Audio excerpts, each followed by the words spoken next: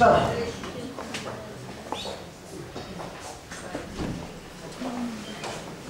Ninguén se anima. Aquí hai estudiadores de historia tamén.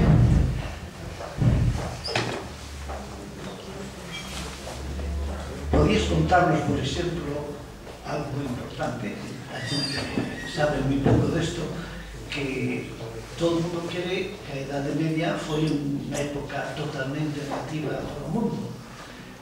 Eu penso que hai cousas máis positivas do que se cree na Idade Media. Dinos algo disso. Bueno, a un medievalista, claro, ter que contestar a eso é doloroso, non?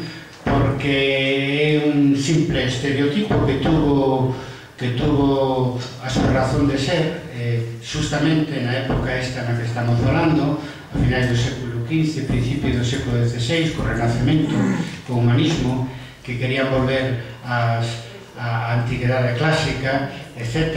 E dixeron que a época medieval era unha época media entre a antigüedade e a modernidade, unha época de barbarie, unha época de violencia, pero nos sabemos perfectamente que dende no século XII ao XIII fundamentalmente houve un renacemento anterior, cultural e de todo tipo, anterior ao renacemento italiano de finais do século XV, e que o propio sistema feudal antes de entrar en crisis supuso un enorme benestar e crecemento, diríamos hoxe, económico e social. Gracias ao sistema medieval, os escravos pasaron a ser vasalos, que é un grado de liberdade maior, non? Por lo menos os seus corpos non pertencían aos seus amos, para empezar, non? Tivo que vir a Revolución Francesa en 1789 para liberarse aos que traballan da propia vasalaxe, non? Foi no seu tempo un sistema social progresista que entrou en crisis ao final da Edade Media e supuxo un grande avance, tamén no terreo cultural. Moitas das cousas que hoxe temos teñen unha orixe medieval. Por exemplo, os valores caballeirescos que hoxe vemos reflexados desde xogos en internet ata películas, pasando por novelas, e nos sirven para distinguir os bons dos malos no momento incluso presente, porque o que non ten valentía, pois non ten honor, e se non ten honor, pois non ten escrúpulos, se non ten escrúpulos fai calquera cousa, verdad? Entonces, nos tempos actuales, esas ensinanzas medievais todavía non só é que sirvan, é que a mí nos gusta velas bastante, sobre todo na novela, no cine, en general na ficción, e algúns, pois tamén, como Xoan e eu, nos dedicamos a estudialas para ver se aprendemos algo e para enseñárnoslo aos demais. Alguna pregunta máis? A ver, animademos. Hoy en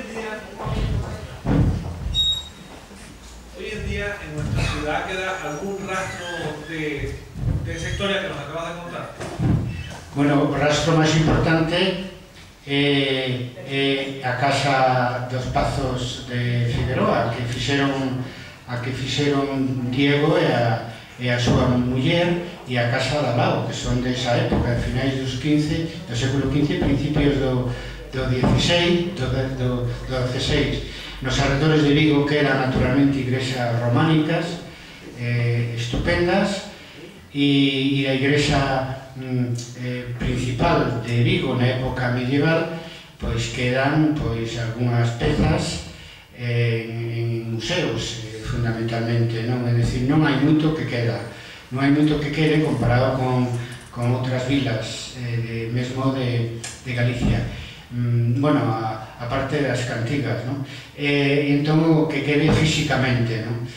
Por lo tanto, con máis motivo, temos que basearnos nos documentos, nas fontes históricas, para reconstruir o que foi a historia de Vigo na época medieval, que parte en desventaxa, porque non existe a posibilidade de atopar tan facilmente restos arqueolóxicos como para a época romana, non? Pero, sin embargo, temos algo máis de fontes escritas. Para eso temos que abrir a mente e saber que Vigo tivo tamén unha historia medieval a que eu espero ter contribuído no día de hoxe.